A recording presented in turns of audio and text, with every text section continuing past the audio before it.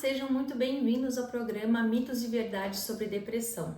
Meu nome é Isis Del Corso, eu sou médica de família e eu ajudo você a superar a depressão e a melhorar a saúde mental da sua família. Nesse programa, a gente vai falar sobre um tema muito delicado: espiritualidade. Depressão é ou não é falta de fé? É um tema muito delicado, mas muito importante, porque a espiritualidade está, permeando a nossa vida de diversas formas e a ciência tem comprovado cada vez mais a importância dela no nosso dia a dia. Então é bem importante a gente entender o que é, o que não é, o que está relacionado ou não com a falta ou não de fé da depressão, né? Então, primeiro eu queria levantar vários pontos aqui com você hoje, né, para a gente fazer uma reflexão. A ideia desses momentos é a gente fazer uma reflexão sobre aquilo que é ou não é verdade, sobre aquilo, né, se realmente impacta ou não impacta na nossa vida, aquele assunto, né, e como que a gente pode lidar com ele no nosso dia a dia, tanto em relação a nós mesmos, quanto em relação às pessoas próximas, à nossa família, ao nosso trabalho. E hoje, em relação à espiritualidade, né, a falta ou não de fé.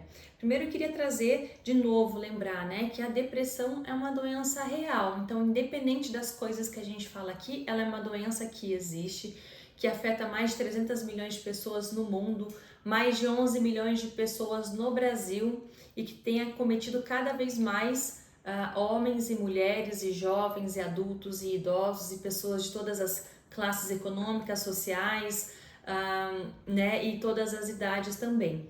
Então a gente precisa validar isso, a gente não pode esquecer disso, né? Então outras coisas que a gente fala que são pilares da nossa vida: atividade física, alimentação, qualidade do sono, ingesta ou não de água, né, e outros alimentos, nas nossas relações, uso ou não de drogas, espiritualidade.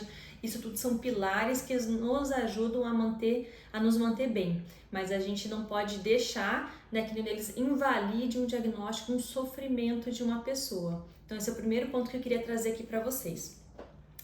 Em segundo lugar, né, da importância da espiritualidade. É um tema que tem sido levantado, né, cada vez mais, não só na parte da religiosidade ou não, ou da manifestação ou não da fé, né, que ela é um tipo de, a religiosidade é um tipo de manifestação da espiritualidade, mas não é a única forma da gente manifestar. E ela tem sido cada vez mais estudada pela ciência. A gente relaciona muito a questão de saúde, espiritualidade. Eu gosto muito desse tema, eu gosto muito de estudar sobre isso, por isso que eu acho importante a gente trabalhar aqui também, a gente trazer alguns conceitos, né? Então é muito importante a gente buscar viver a espiritualidade na nossa vida, né? A religiosidade, a forma como é uma das formas que a gente manifesta a nossa espiritualidade.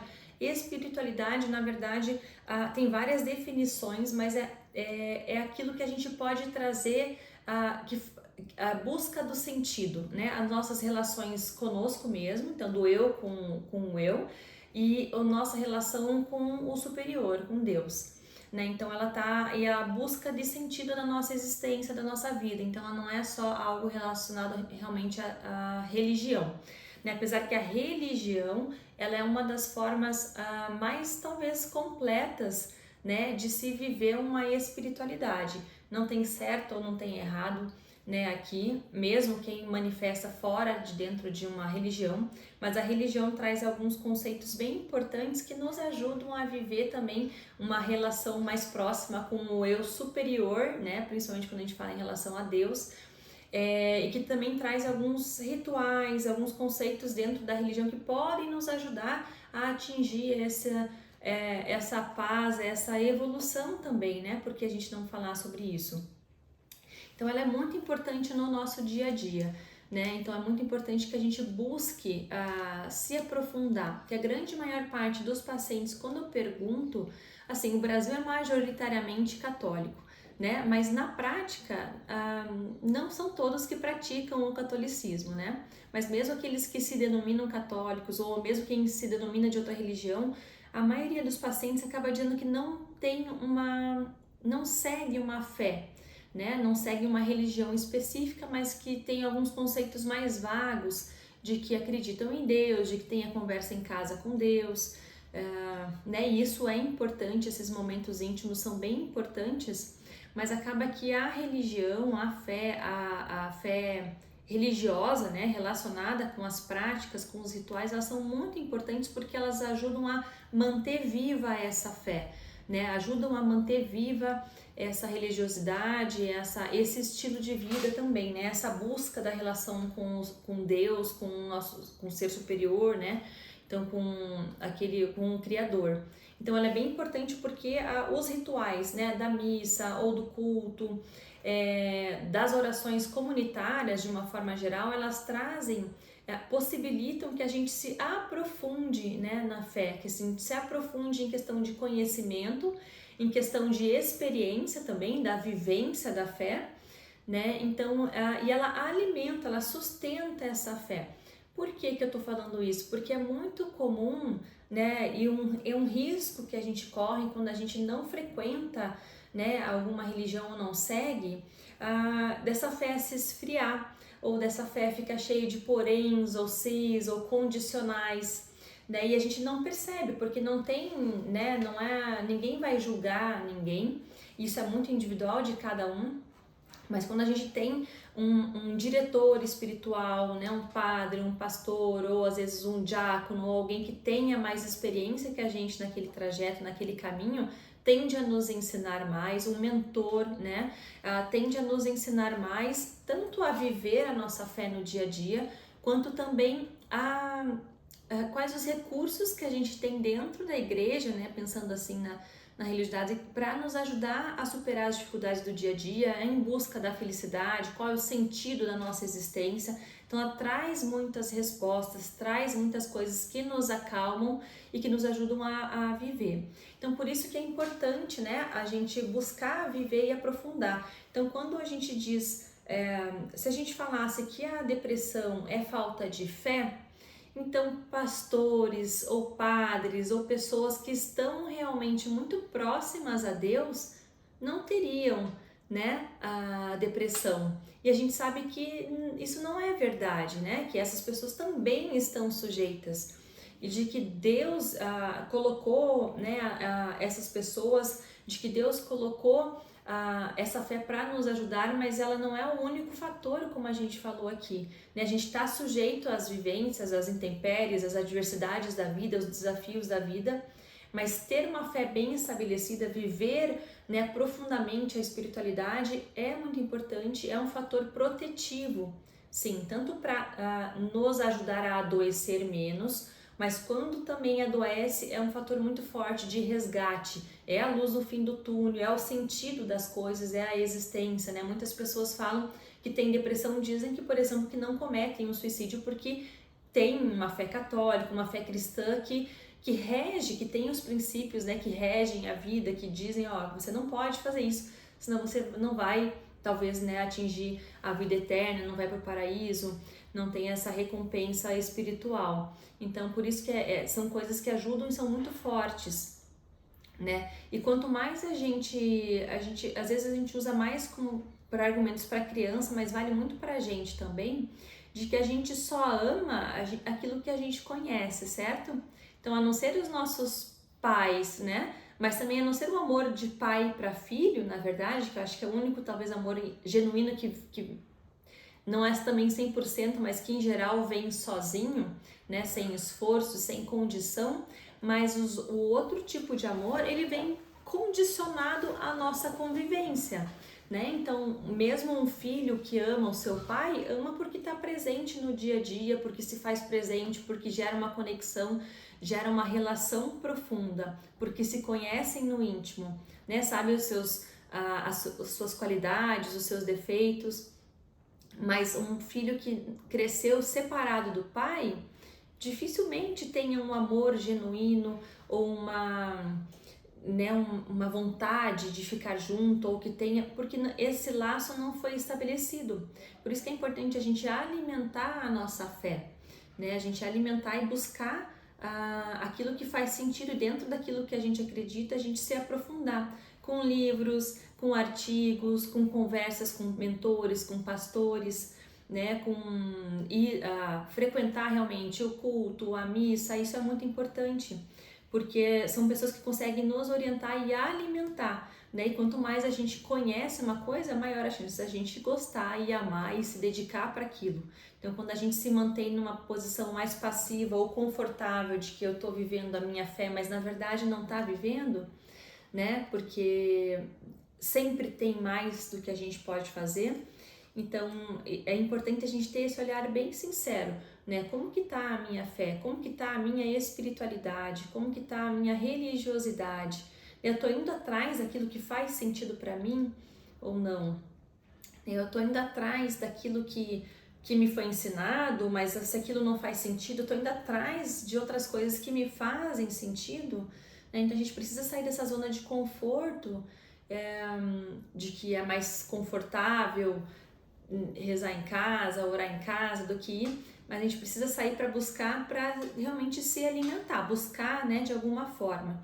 E a outra vantagem da religiosidade, né, que é a maior forma de manifestar a espiritualidade, é que também ela nos faz essa vida em comunidade.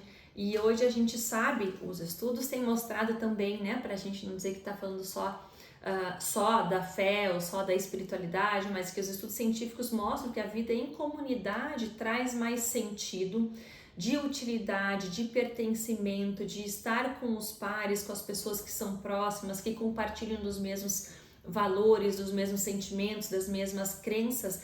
Isso alimenta também a nossa fé, alimenta também o nosso humor, o nosso estado emocional. Isso favorece viver em comunidade, uma saúde mental, né? Ao contrário de um adoecimento mental. Então a gente precisa mesmo pensar nesse outro lado, nesse outro viés de estar em comunidade, tem essas vantagens também da socialização, do compromisso com o próximo, né, do exercer a empatia, a compaixão, isso tudo está interligado e vem nesse pacote maravilhoso aí que a gente tem.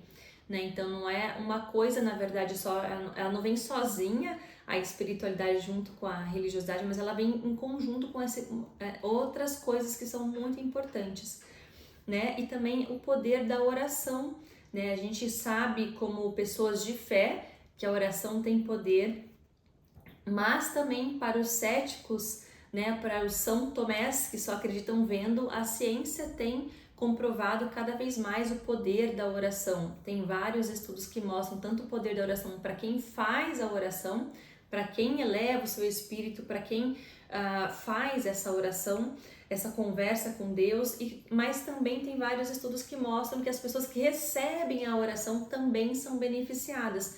E isso não só quem sabe que está sendo rezado por ela, mas que também, mesmo sem saber. Tem alguns estudos que foram feitos em ambientes hospitalares, onde separaram grupos, né, de doentes, uns que receberam oração e outros que não receberam oração.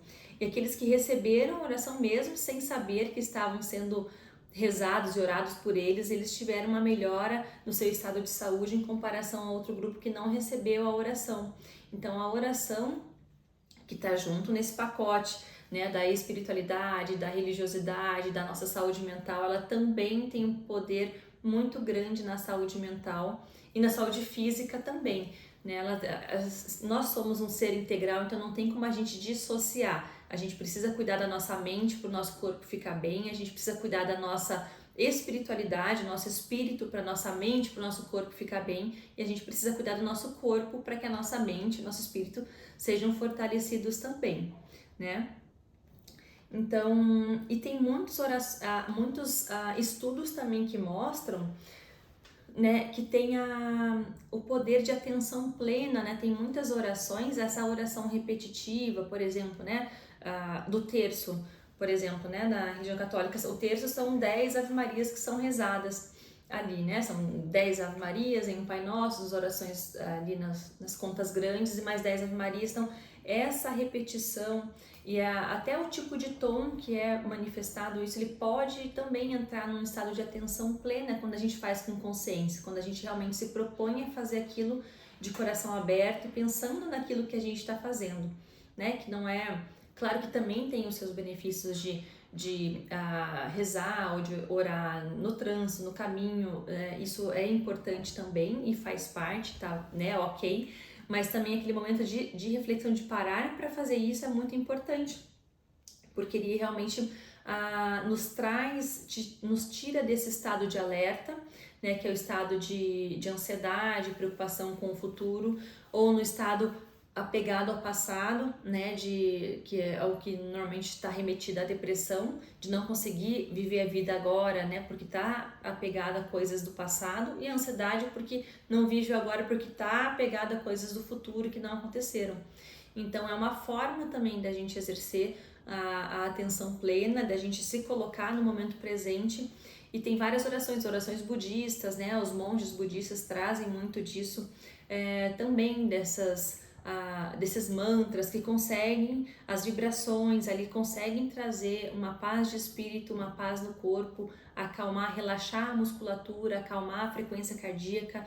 Então, para você ver como a gente fala tudo interligado, né? Não tem como eu falar só de uma parte espiritual sem estar relacionado com a parte física, nem da parte física sem ter uma repercussão na parte espiritual, na parte mental. Que nós somos, de novo, né, um ser integral e a gente merece essa atenção, merece esse olhar integral. E além de que eu gosto também, né, de sempre lembrar de que Jesus, um dos 12 apóstolos, aí São Lucas, que é o padroeiro dos médicos, né, ele era médico também. Então, eu vejo muito isso de como tem várias passagens da Bíblia, né, que falam de que Jesus suou sangue no momento de muita angústia, no momento de depressão, de tristeza extrema, de quando ele estava no Horto das Oliveiras, de quando ele suou sangue, de quando ele estava... Então ele saía para o monte para meditar, né, para conversar, para orar, para ter esse momento com Deus e voltava. Isso lá no Antigo Testamento também, né? Às vezes as pessoas saíam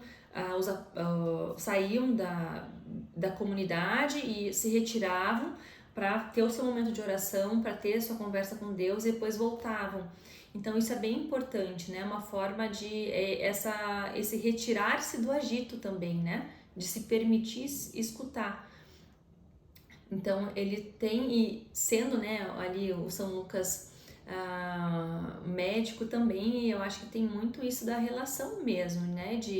A ciência é um dos dons do Espírito Santo, então tem essa relação mesmo de que Deus valida as coisas que ele coloca na Terra, né? Então ele traz a ciência para evoluir, a medicina para evoluir, né, todos os estudos para que a gente evolua como pessoa, como sociedade, para que a gente seja feliz, para que a gente se cuide, né, que a gente promova esse autocuidado, né? Então é muito importante. E o autocuidado, né, que é uma pessoa que preza por o autocuidado, tem que se prezar por todos os âmbitos mesmo, na parte física, na parte tanto física, né, com atividade física, com musculação, fortalecimento muscular, né, um aeróbico, quanto contato com a natureza, quanto a alimentação, quanto aquilo que ingere, né, nós somos o que comemos.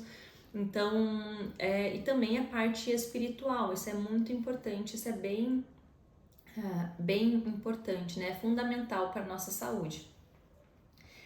Então tem todas essas questões, né, que a gente precisa ver. Então que a gente faça realmente uma análise de consciência, né, eu proponho que a gente faça realmente essa análise de consciência e veja tudo aquilo que a gente faz efetivamente em prol da nossa fé, tudo aquilo que a gente já fez efetivamente em prol da nossa fé e tudo aquilo que a gente ainda pode fazer, né, em prol da nossa fé, da nossa espiritualidade, da nossa evolução mesmo, da nossa melhora, da nossa saúde mental, né? Então aquilo que a gente faz, então o que eu faço? É o suficiente para me manter bem nesse momento?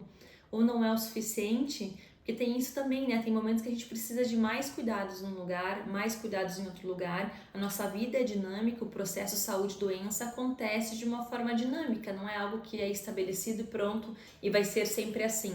Isso é bem importante a gente abrir esse parênteses, porque é exatamente isso, né? Quem tá numa depressão, às vezes acha que não tem saída e de que vai ser sempre assim e que a única saída é a morte. Esse é um grande risco da depressão, porque a pessoa não vê saída para aquele sofrimento, a não ser não estar mais viva, né? Mas quando a gente pensa que esse processo é dinâmico, ele acontece conforme a gente vai vivendo, a doença acontece conforme a gente vai vivendo também, e a saúde também. Então isso é muito importante, que a gente entenda essa plasticidade da vida, essa plasticidade que, assim como tem no nosso cérebro, a neuroplasticidade no nosso corpo, que a gente repense os nossos hábitos também, né? Porque eles interferem diretamente. Então quem está com depressão é importante entender isso, porque tem uma saída, e fortalecer esse elo da espiritualidade é bem importante. Se esse elo estiver mais fraco em você,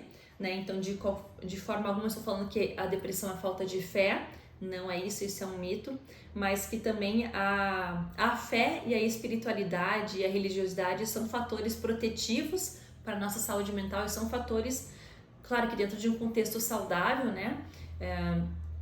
Mas que também ajudam a nos resgatar, a sair dessa religiosidade, dessa doença. E ao mesmo tempo, quem está saudável, quem não se encontra nesse estado de depressão, é importante entender isso também, que essa dinamicidade de que se não está saudável, é importante a gente perceber aquilo que a gente, se está saudável, o que a gente tem feito para nos manter saudável, para merecer esse estar saudável, digamos assim, e o que a gente tem feito que não está sendo benéfico, porque em algum momento a conta chega.